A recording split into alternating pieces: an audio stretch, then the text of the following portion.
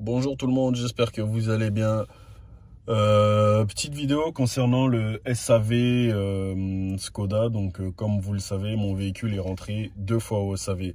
Une première fois au mois de juin, donc quelques jours après la livraison de mon véhicule. Donc je vous rappelle que j'ai été livré au mois de mai, juste à la sortie, juste après sa sortie officielle.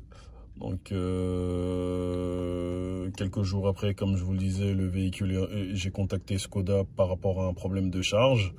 Et le véhicule est rentré aussi au SAV une deuxième fois au mois de juillet. Donc je vous explique tout. Tout d'abord, je voudrais vous présenter mes excuses. Je présente mes excuses à tous ceux qui ont eu cette vidéo et qui ont eu un doute par rapport à la charge programmée, qui ont un doute sur le véhicule par rapport à sa capacité de charge programmée. Je présente aussi mes excuses à Skoda, plus particulièrement à la concession de Skoda Saint-Ouen-l'Aumône. Donc je vous explique.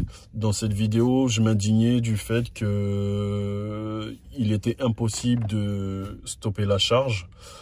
Donc je vous montre. Lorsque j'avais tourné la vidéo, ce menu là, attendez, je vous montre ça. Donc c'était sur 23h05. Je m'excuse, c'est ma petite fille. Donc c'était sur 23h05 et là ce menu là était validé. Il était validé du lundi au dimanche. Or, ce menu-là n'est pas du tout la charge programmée. Lorsque j'ai eu le véhicule, je pensais que c'était le menu de la charge programmée, alors qu'il n'en est rien. La charge programmée,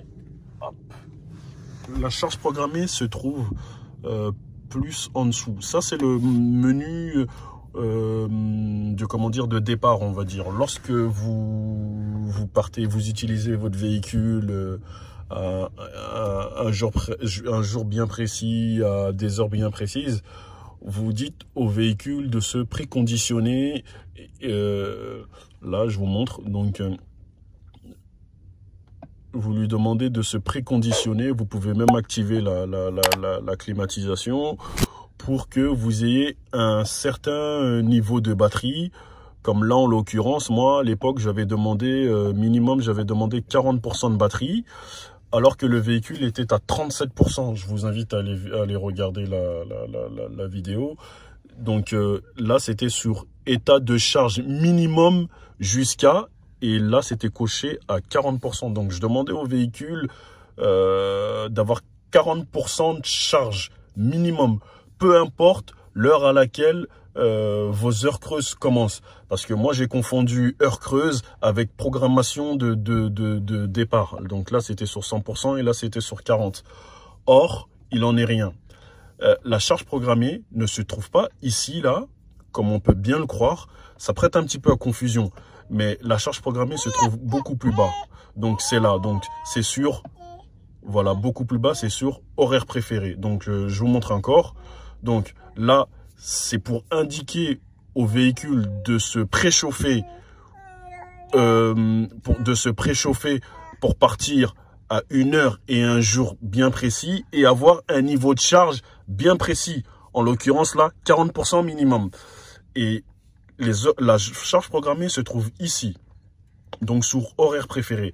Et c'est là que vous dites au véhicule, je veux que tu te charges durant mes heures creuses. Donc mes heures creuses commencent, en l'occurrence pour moi, à 23h05 et se finissent à 7h du matin. Et j'ai aussi les heures super creuses qui commencent de 22h à 6h où je paye que, il me semble, 6 centimes, 0,6 centimes d'euros le kilowattheure. Et là, si je vous dis pas de bêtises, c'est 11 centimes, je crois, 11 centimes le kilowattheure. Moi, je préfère charger de 23h à 7h du matin. Mon véhicule gagne entre 10 et 11%.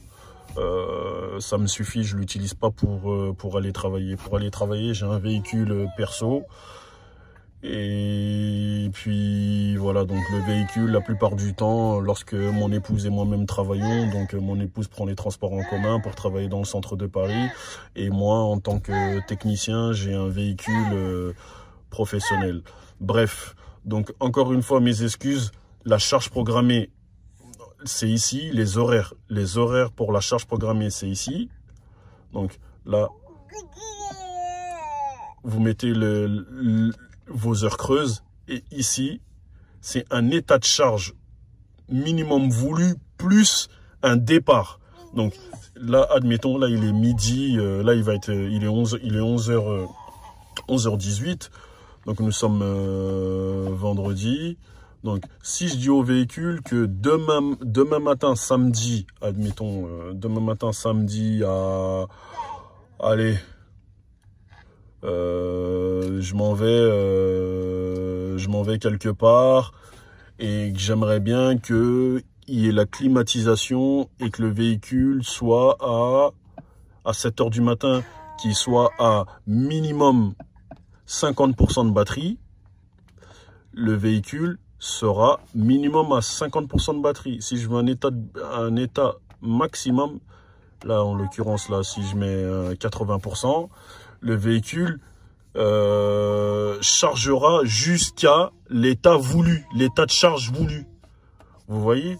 Donc c'est un petit peu, ça prête un petit peu à confusion. Donc moi, comment dire, c'était l'erreur que j'avais faite quand j'ai posté cette vidéo. Et encore une fois, je m'excuse. Donc ça, c'est l'état de charge voulu à un moment T, plus une température souhaitée. Vous voyez, avec une petite horloge, la température et l'horloge. Tandis que les heures programmées sont ici, dans horaire préféré. Voilà. Et autre chose, la deuxième vidéo était... je m'excuse pour ma fille, hein, je m'excuse. Donc la deuxième vidéo que j'avais postée sur le SAV, c'était par rapport à l'écran qui était tout noir, rappelez-vous. Déjà, il était rentré en SAV pour deux raisons. Première raison, en fait, il y avait une bête ici qui est venue se loger dans la caméra. Je vous montrerai ça, donc je vous enverrai une petite photo.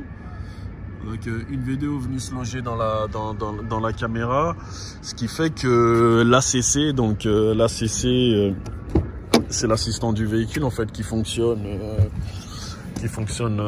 avec ce bouton, donc une simple pression et vous avez le régulateur de vitesse qui s'active, plus le maintien de voie dans la file, plus l'assistant de distance avec une simple pression. Pas la peine de mettre le régulateur ici et tout. Donc ça fonctionne. Et il y avait aussi l'écran qui était tout noir. Donc ça on n'a pas compris. Hein. On n'a pas compris pourquoi, qu'est-ce qui s'était passé. Donc vous avez cet écran là qui ne fonctionnait plus du tout, qui a lâché. Et cet écran aussi qui ne fonctionnait plus du tout. Donc je remercie l'équipe de Skoda de Saint-Ouen-l'Aumône, donc qui a gardé le véhicule 5 jours au lieu de 24 heures. Lorsque je leur ai déposé le véhicule, ils m'ont proposé de garder le véhicule 24 heures afin de faire des tests. Et ils n'ont pas trouvé ce que le véhicule avait. Donc ils m'ont rappelé en fin de journée pour me proposer de garder le véhicule un petit peu plus longtemps. Donc au lieu de le garder 24 heures, ils l'ont gardé 5 jours. Et pendant ces 5 jours, ils ont fait plein de tests. Mais vraiment plein. Après, je sais pas ce qu'ils ont fait exactement. Mais je n'ai plus du tout eu ce problème. Ils m'ont dit que c'était peut-être un bug qui est apparu. Comme vous le savez, aujourd'hui les véhicules sont bardés d'électronique. C'est comme parfois on peut acheter un ordinateur ou un téléphone, on ne sait pas, il s'éteint et on ne sait pas, ça le fait qu'une seule fois. Et là c'est ce qui s'est passé. Donc voilà, depuis ça, j'ai plus aucun problème. Donc encore une fois, mes excuses à vous qui avez vu cette vidéo ainsi qu'à Skoda. Prenez soin de vous. À très bientôt. Ciao.